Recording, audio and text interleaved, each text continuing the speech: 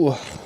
早啊！依家又嚟到五稜國塔入邊，真係貴人出門招風雨，又落雨啦咁樣，都冇辦法啦。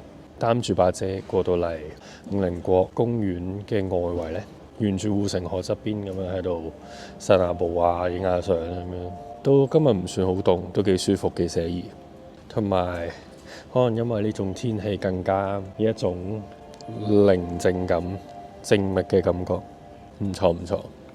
依家就係簡單逛下啦，主要係等晏啲呢個幸運小丑漢堡開門啊，咁食埋就差唔多到 check out，然後準備出發去札幌。今日個計劃就係咁。喂，就知道依家係呢個日本黃金週，但係呢個人潮會唔會黐線啊？真係9點半開門啦，我搭一個啲已經嚟到，一係等咗1個鐘有3個字先入到嚟。究竟有幾出名呢間鋪？不過應該都真係幾出名。呢間鋪應該都係啲人過嚟鹹館必食嘅鋪頭之一咁。就嗌咗個人氣 No.1 嘅一個 set 啦，然後嗌多咗個炸肉餅咁樣。咁就嚟到睇下咩料知啦。呢個幸運小丑漢堡其實喺鹹館呢度都好多分店。我啱睇佢門口啲告示，好似10幾間都有。我就住喺呢個五稜國公園附近啦，咁就嚟咗呢個五稜國公園正對面嘅一間分店。呢度雖然話係小丑漢堡啦，但係佢除咗漢堡之外咧，仲有一啲唔同種類嘅嘢食嘅，譬如即係都係快餐為主啦，有咁多嘢，即係一啲炸物啊，同埋有啲咖喱啊、意粉啊、omelette 咁樣咯。就唔係淨係食漢堡嘅，雖然佢出名漢堡。講翻下啲咩先，嗰個 set 咧就係呢度最出名嘅一款啦，就係一個中華炸雞漢堡嚟嘅。咁就包薯條，包一個紅茶，咁個茶已經嚟喎，睇落相當之咁講，好似好唔 respect， 好似茶餐廳嗰啲俾你洗餐具嗰啲茶，相當之日本，冇咩淨係吹走嘅，都係睇佢個主食個質素如何。唔係瞓得好夠，琴晚。唔知係咪因為琴日喺鹹館山吹咗晚風咧，琴日個睡眠質素都一般般，又開始虧啦，開始落。可能2、3點到扎醒咗就瞓唔翻，就到依家時間已經嚟到10點半咁滯。係10萬我仲要唔記得講，呢度係唔收卡嘅，但係會收 Alipay、WeChat Pay 或者 PayPay 嗰啲 QR code 咯。咁如果冇現金嘅朋友就要注意下，或者準備領現金先過嚟幫襯，會理想啲。喂，有啲棘喎佢啱啱最先嚟嘅茶啦，然後咧依家就淨係嚟咗個包啦。佢唔係呢個 division of labour 嘅極致啊，即係每樣嘢係分開唔同人負責咁樣，但係又分開上。係咪嗰個人手唔容許佢哋儲齊先出啊？即係我呢啲會拍片都想儲齊嘢靚靚咁樣影㗎嘛，咁樣我好難做。An eternity later， 終於我有呢個 burger 啦，有呢個可樂餅啦，哇勁大塊喎，成個 burger 咁大，我食唔食晒？希望食得晒。有個落咗醬嘅薯條，同埋啱啱講過好似茶餐廳洗餐具嘅茶，係啦 ，eat this。就試一試佢啦，好嘛？經佢淋嚟講咧，試咗呢個薯條先。哇！幾香！芝士肉醬，唔錯唔錯。你有咩先啊？可樂餅。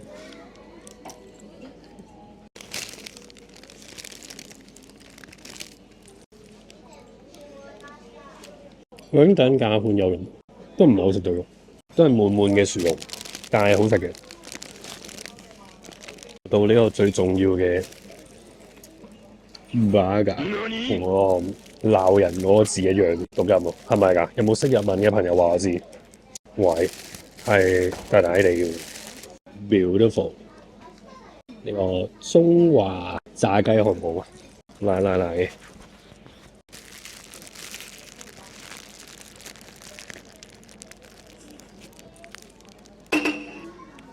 唔係好脆嚟嘅，因為佢啲醬汁又落醬嗰個脆度都維持唔到好耐，都係一攞到就要食。如果唔係，個口感都會差少少。味道都唔錯，唔會話太鹹太甜。不過係呢個鹹館嘅代表，好似話有日本人係將佢評為日本 No.1 嘅漢堡添，係有佢嘅原因喺度嘅。咁我就快啲食完嘢，準備去講呢個 JR。2 seconds later， 我發現咗個唔知算唔算係問題，因為佢咧個漢堡入邊係用啲雞粒一嚿嚿嗰啲嘅嚟去做餡料咧，即係有時你嚼走咗粒雞之後咧，就會變咗嗰個包中間會空咗，變咗冇餡嘅，少少美中不足，即係保持唔到嗰個每一啖都係同樣嘅內容。不過係有吹毛求疵嘅。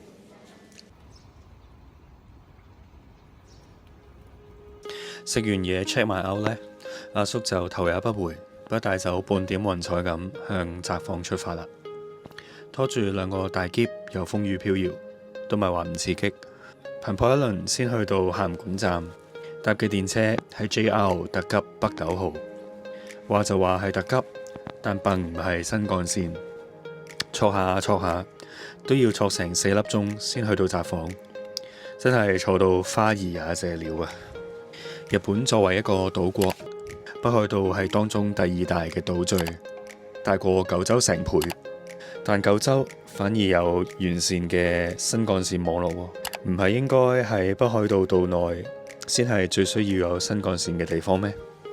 戴翻個頭盔，當然我知道成件事係經濟效益嘅問題，但對於好似我咁唔識揸車又會喺日本穿州過省嘅人嚟講，都真係不吐不快。唉，咁咧啱啱就安頓好啲行李啦，就嚟揾嘢食。嚟到就喺 JR 站附近冇遠嘅一間，好似都幾出名，叫札幌蟹本家嘅一大棟嘅餐廳咁啦。咁就嚟食下蟹。佢揀咗西啦，揀咗個7號餐7，我嘅命運數字。大家冇研究過自己命運數字係咩？相傳就係將你嘅出生年月日所有個位數加埋，然後嗰個雙位數再加埋咧，得出嗰個單位數就係你嘅命運數字。係魚市產嘅呢個點講啊？提子啤，因為北海道呢邊好似話佢嘅水質係適合釀酒咯，所以都好多做酒好出名嘅城市，譬如小樽又係啊，呢個魚市又係咁樣啊。仲有講起酒打就當然知道十普羅呢個牌子啦，就當然係嚟自於呢個城市。哇！真係咁啊，仲有啲氣勢咁樣。加埋好汽水味。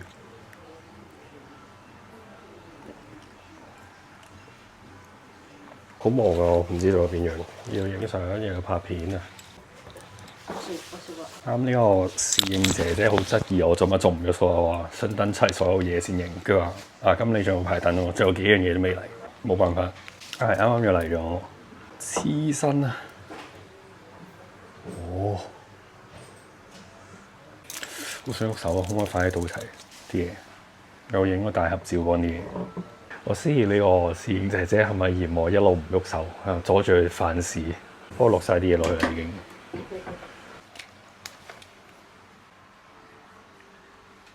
好啦，真係食啦，唔係俾人趕走嘅。試下個前菜先，呢個醃魚，唔錯。牛膀，鹹啲嘅音餸酒，有啲似係植物。爽爽地喎，唔知咩，但都幾好食。似係蟹做嘅丸糕嗰類嘢，唔錯唔錯。係食蛋啊喂！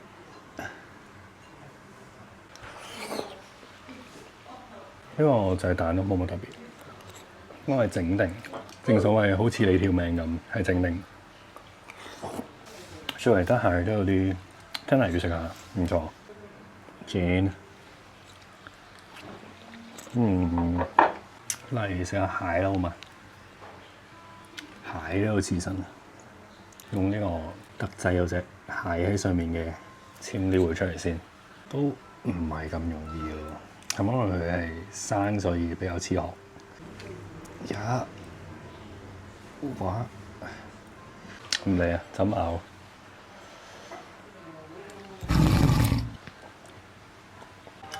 好甜，正。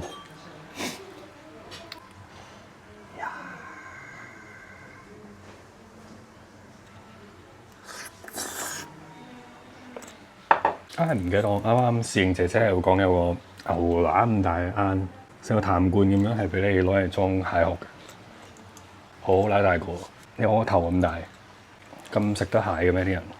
再嚟食下燒賣好嘛？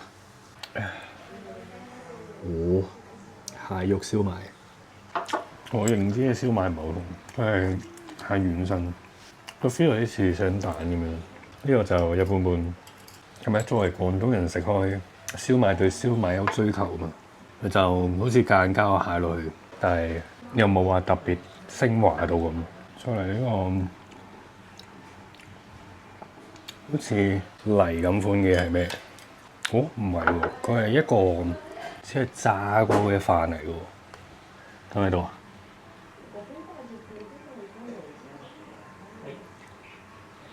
試下咩料字先？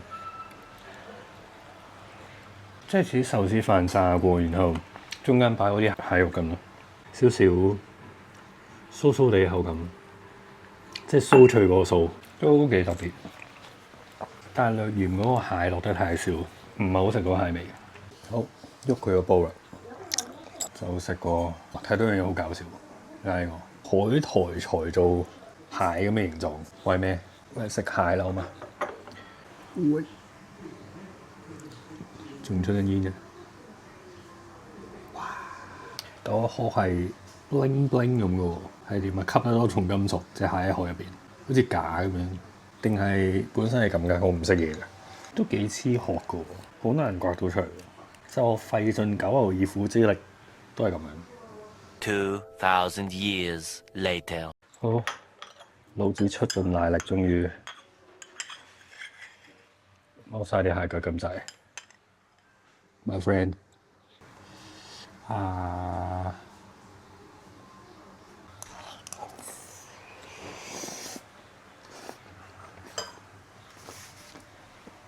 如果次食蟹都可以好似咁唔使剝就好。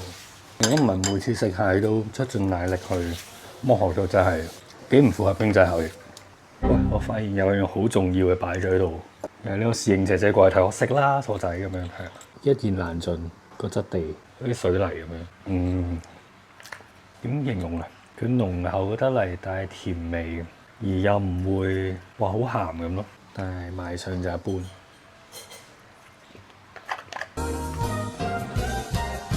佢搞咗一大輪咧，終於煮成咗一碗蟹粥啦。都幾有功夫，佢有糯米啦，然後不走多餘嘅湯啦，配走啲浮沫啦，然後再加蛋，再加少少紫菜水啦。就成為咗呢碗費盡心思嘅蟹粥，奶，清香嘅味道，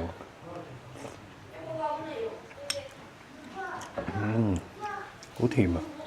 可能就正係因為有啱啱滾過嘅料啦，啲蟹啦，主要係嗰啲菜蔬嘅清甜啦，同埋啱啱加嗰隻蛋嘅濃厚啊，同埋綿密嘅口感。不過有少少鹹，講真。